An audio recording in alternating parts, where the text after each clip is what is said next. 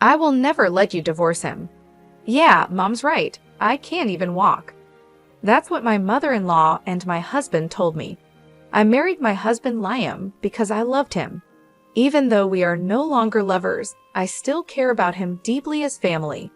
My mother-in-law was strict in some ways, but she never said anything unreasonable. My husband always defended me. Then one day, he had a big car accident and didn't wake up.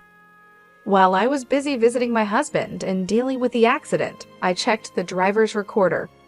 When I saw the footage, I was shocked. I knew I could never forgive my husband. Everything that had happened seemed like a lie. When he woke up and was in a wheelchair, I said goodbye to him. My name is Julie, a 37-year-old housewife. My husband Liam and I got married 5 years ago. I was depressed for a long time because my ex-boyfriend, who had promised to marry me, dumped me. I met my husband at a party my friends took me to because they were worried about me. To marry my ex-boyfriend, I started working as a temp instead of getting a full-time job after graduating from college. My ex-boyfriend was very kind, and I thought I could build a peaceful family with him. But one day, he suddenly told me he had fallen in love with a girl in the same class and broke up with me. He said he would pay me alimony for breaking off the engagement, but I refused and ran away from the house we were living in. My husband was the opposite of my ex-boyfriend. When he arrived at the party, my friends took me for a drink. Julie, right? I'm Liam. Your friend told me you went through a tough time. He asked me right away. My friend had told him that I was not doing well. I've been afraid to get close to people since my ex betrayed me. It's been a long time since I've been out to a party like this. That's great. Here's to taking the first step. I know what it's like to be cheated on. I had the same experience, but it's a waste of time to stay sad. Let's just enjoy today. My heart, which had been heavy for a long time, felt a little lighter. That day, we drank a lot and had a lot of fun. My husband and I exchanged contact information. The next day, he contacted me and we decided to go out for dinner. While talking to him, I could forget about the day my ex-boyfriend dumped me, which used to always be on my mind. After seeing Liam for a while, I no longer thought about my ex-boyfriend, even when I was alone. I'm happy to see you getting better day by day, and I'm going to keep making you happier. Let's stay together, Julie. I will never betray you. When I heard these words, I knew I could trust him. We officially started dating. Every day was happy and fulfilling. Even though he was the same age as me, my husband was very dependable. When I had a bad day at work, he cheered me up like he did when we first met. My friends were surprised to see that I had become a different person from the one who had been depressed a few months ago. After a year of dating, he proposed to me, and we decided to get married. I was so happy to be able to marry someone I loved so much. When we went to my in-laws' house to say hello, I was so nervous that I couldn't stop sweating. My father-in-law was a man of few words, but he tried to ease my nerves. My husband also showed me pictures from his childhood to help me relax. My mother-in-law was cheerful and true to herself. I don't know why you're so nervous. I'm not against you getting married. We are going to be a family. She patted me on the back and said with a laugh. Hearing my mother-in-law's words, my nerves instantly relaxed. I'll teach you how to take care of the house, and I'll be strict with you. Mom, Julie can do everything well without your teaching. She doesn't need your help. My husband laughed and defended me. My mother-in-law heard what he said and smiled. I'm just joking, she laughed. My in-laws live far away, but we had a good relationship, or so I thought. At the wedding, many of our friends celebrated with us. I was so happy that I cried all the time. For the first few years of our marriage, we were really in love. I looked forward to my husband coming home after work every day. I got a lot done because I knew a delicious dinner would be waiting for him. My husband's job required a lot of overtime, but no matter how late he came home, he always ate my dinner and praised my cooking. I loved hearing him praise me, so I spent my spare time looking at recipe websites and adding more dishes to my repertoire. During New Year's, we visited my in-laws' house with my husband. My mother-in-law always taught me how to cook. You should buy an Instant Pot. Try this meat. It's so tender, isn't it? Sometimes she was kind, but more often she was stern. What are you doing? You're wasting your time. You need to be smart about what you're doing. I used to cook only for my husband and didn't have the skills to cook for others, so it was a learning experience for me. My in-laws were not bad people, and I think I was able to live peacefully with them. But maybe you are happy with just the two of you now. You should have kids soon. The only time I was hurt was when my mother-in-law talked about children. It's not that we didn't want children. Of course, we wanted to have a child, but it wasn't that easy. My husband and I talked about it and decided not to have fertility treatment. Maybe it was our fault for not talking to my mother-in-law about it, but every time we saw her, she would mention the child. "Hey Mom, we have our own timing," my husband would say when he was around. When he wasn't, I just had to force a smile. A few times a year, my parents-in-law would come to visit and stay at our house. I didn't want my mother-in-law to say anything, so when my in-laws came to visit, I cleaned the house from top to bottom. On the days when we ate at home, I made sure everything was perfect. I made more fancy dishes than usual. I was so well prepared that she never said anything about the house, but she still mentioned having children. Each time my husband defended me. As time passed, we were married for 8 years. Unlike when we first got married, we were no longer lovers, but that didn't mean I didn't love him anymore. He was still important to me, and we had just become family. I'm sure he felt the same way. No matter how late he came home, he always ate my cooking. We never had children, but I thought we had a good relationship. I believed that no matter how old we got, we would live together with the same sense of closeness. My relationship with my in-laws hadn't changed, and we still saw each other a few times a year. The only thing that changed was that I could talk back to my mother-in-law a little bit now. My mother-in-law always talked to me about children. "You know what can't be done can't be done," I would now say jokingly. She didn't get angry at me for that. "I know that, but I can't help saying it." "I'm sorry," she would start to laugh with me. Then one day, I received a call from an unknown number. "Hello, is this Liam's wife? Your husband has been in an accident and is in the hospital. Please come to the hospital right now." I was so surprised that I couldn't process what was happening. I immediately took a cab to the hospital. Coincidentally, my parents-in-law were visiting us that week, so in the cab, I called my mother-in-law. "Mom, it's Liam. Something happened to Liam. He had an accident and was taken to the hospital." I couldn't speak properly because I couldn't stop crying, but my mother-in-law understood immediately. She was on a sightseeing tour with my father-in-law, but they agreed to come to the hospital right away. When I arrived at the hospital, my husband was in surgery. He was driving his car when he was hit from behind. The other car was driving very fast, and he was hit hard. The hospital explained that he was unconscious and in critical condition. I broke down in tears, but my mother-in-law said, "I'm sure Liam will be fine. We just have to wait and believe in him." I felt sorry that my parents-in-law were worried about me, even though it must have been hard for them too. The surgery took a long time, but it was a success, and my husband survived. My parents-in-law and I cried in relief. After that, my husband's consciousness didn't come back easily. We took turns staying with him, hoping he would wake up. While my in-laws were at church, I was busy dealing with the accident and other formalities. The police told me my husband was the victim of the accident. The other driver was arrested for dangerous driving.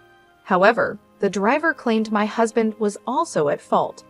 I wanted to protect my husband, so I went to the accident scene. The car was so damaged, but miraculously, the drive recorder was safe. I took the SD card and checked it with my laptop. The footage was still there. After that, I headed to the hospital to switch places with my mother-in-law. I was almost there when I got a call from her. "Hey Lauren, Liam has regained consciousness." She sounded so happy. I rushed to the hospital. "Thank goodness, Liam, you're awake. I heard my mother-in-law's voice when I arrived. My husband was able to talk as if he had just been sleeping. Oh, I was in an accident. I don't remember.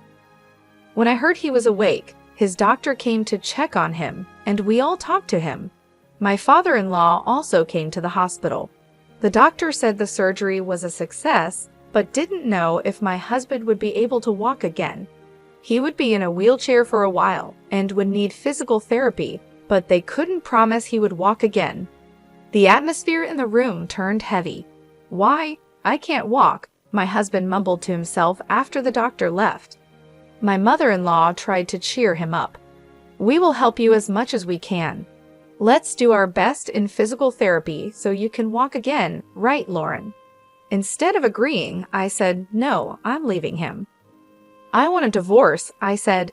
Everyone there was surprised by my unexpected answer. "Huh? What are you talking about? In a situation like this, I'll never allow you to divorce my son. You're a heartless woman," my mother-in-law yelled at me. My husband added, "Yeah, Mom's right. I can't even walk. How dare you?" My father-in-law was too shocked to say anything. Then I took my laptop out of my bag and showed them a video. "What if someone finds out?" a young woman asked. "It's okay, we're on break. No one from the office is going to come around here," my husband replied. "Your wife could be watching," she said. There was my husband and the young woman, talking to each other and making out. She was wearing the uniform of the company where my husband worked. From their conversation, it was clear he had been having an affair with her. "What the hell is this?" my father-in-law asked in surprise. No, it was just a fling. There's nothing between me and this woman," my husband stammered, too nervous to explain himself. My mother-in-law seemed at a loss for words, maybe because she was so surprised. I kept quiet and played the next video. "I'm not doing well with my wife. I'm getting divorced soon, so let's get married," my husband said. "Really? Will you marry me?" the woman asked, giggling. "How disgusting. What are you doing, Liam?" My father-in-law, who was always so calm, turned into an angry man. My husband was lying on his face. "Liam, you shouldn't cheat on your wife. Apologize to Lauren. And Lauren, forgive him, okay? Liam's body is like this now. He can't cheat on you anymore." My mother-in-law, who had kept quiet until a few minutes ago, became impatient and started defending her son. "Well, I want you to watch something else," I said, and then I played another video. There was my mother-in-law and my husband. "I want to see my grandchildren's faces, you know," she said. "Mom, don't tell Dad, but I'm thinking of getting a divorce and remarrying. The next one will be young, so you'll be able to see your grandchild soon," my husband replied. "Oh yeah, that's great. But if you cheat on your wife, she'll take all the money," she warned. "Don't worry, I'm making sure she never finds out. As long as I come home and eat, that's all that matters to Lauren. She is happy as long as I eat her cooking. She doesn't seem suspicious at all. I'll play it smart. Don't worry," my husband said. "You are so smart," my mother-in-law praised him. "I can't wait to see my grandchildren."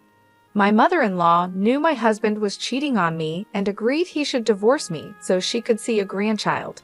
This was disgusting. "How dare you talk like this? I don't want this kind of wife or son." My father-in-law's face turned red with anger. My mother-in-law and my husband looked impatient, not knowing what to do. "Which one of us is the heartless one? I'll divorce you for sure. Why should I help you after all you've done? Be happy with your young lover. Goodbye." Wait, Lauren." Ignoring my husband's voice, I left the hospital room. My father-in-law followed me. "Lauren, I'm so sorry," he said, bowing deeply. "It's not your fault. Thank you for everything. Please tell him that my lawyer will be in touch with him." As I walked out of the hospital, the tears I had been holding back began to flow. I wondered how long I had been deceived. I didn't know, but now that I did, I was glad I could leave him. The divorce went through without a hitch. I got a lot of alimony. The other woman my husband cheated on me with was a receptionist at Liam's company. I was surprised to hear she was just 23. They used to meet on their lunch break a few blocks away from the office and then go back separately. The accident happened while my ex-husband was returning to the office alone. I was a little skeptical as to why he had an accident in his car while he was at work, but after hearing the story, it made sense. My lawyer told me that sometimes my ex-husband and his lover would take half a day off to visit her house. He was being very secretive, so I wouldn't find out. I don't think he thought it would come out this way, and because their affair had become a rumor within the company, he had to quit his job. The woman he had an affair with also had to quit. She was young and had no savings, and had to borrow money to pay the alimony. At the same time, we divorced. My parents-in-law also divorced. My father-in-law couldn't forgive my mother-in-law either. I was surprised when I heard from my father-in-law about the news. My mother-in-law had rented a small apartment and was living with my ex-husband after he got out of the hospital. They couldn't afford to rent a handicap-accessible house because they had no money left after paying the alimony. My ex-husband is working on physical therapy, but the chance of him being able to walk again is very small. His young lover left him when she realized he might never walk again. She didn't want to be tied down to someone who couldn't walk, so she decided to leave him and move on with her life. This left him even more devastated, adding to the emotional toll of his physical condition. I've been living alone for a while now. At first, it was hard to adjust to the quiet and the loneliness, but over time, I started to find peace in my own company. I started to enjoy the freedom of making my own decisions and living life on my own terms. I redecorated my home to reflect my tastes and started new hobbies that I had always wanted to try but never had the time for.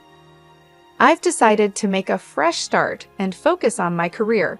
I am studying to be a certified public accountant. It's a lot of hard work, but I am determined to succeed. I spend hours each day studying, taking online courses, and preparing for exams. If I get certified, I might be able to get a permanent job through a friend's introduction. This could be a great opportunity for me to build a stable and rewarding career. I am looking forward to this new chapter of my life. I feel hopeful and excited about the future. I have learned a lot from my past experiences, and I am determined to make the most of the opportunities that come my way. I will make sure to enjoy every minute of this new journey. I will focus on my personal growth, my career, and my happiness. This is my time to shine, and I am ready to embrace it fully. In addition to studying, I have been taking better care of myself. I joined a gym and started working out regularly. I found that exercise not only improved my physical health, but also boosted my mood and helped me manage stress. I also started eating healthier, cooking nutritious meals for myself, and even trying out new recipes. I reconnected with old friends and made new ones. I joined a few social groups and clubs related to my interests, which helped me meet people who shared my passions. These new connections have been incredibly supportive and have made me feel less alone. I've also been volunteering in my community.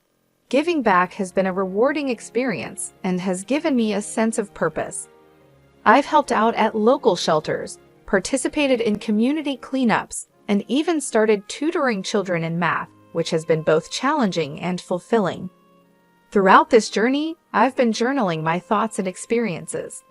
Writing has been therapeutic and has helped me process my emotions and reflect on my growth. Looking back on my entries, I can see how far I've come and how much stronger I've become. I am grateful for the support of my friends and family during this time. They have been my rock, providing encouragement and love when I needed it the most. Their belief in me has helped me believe in myself. As I move forward, I am excited about the possibilities that lie ahead. I know there will be challenges, but I am confident in my ability to overcome them. I am focused on building a bright future for myself, one filled with joy, success, and fulfillment.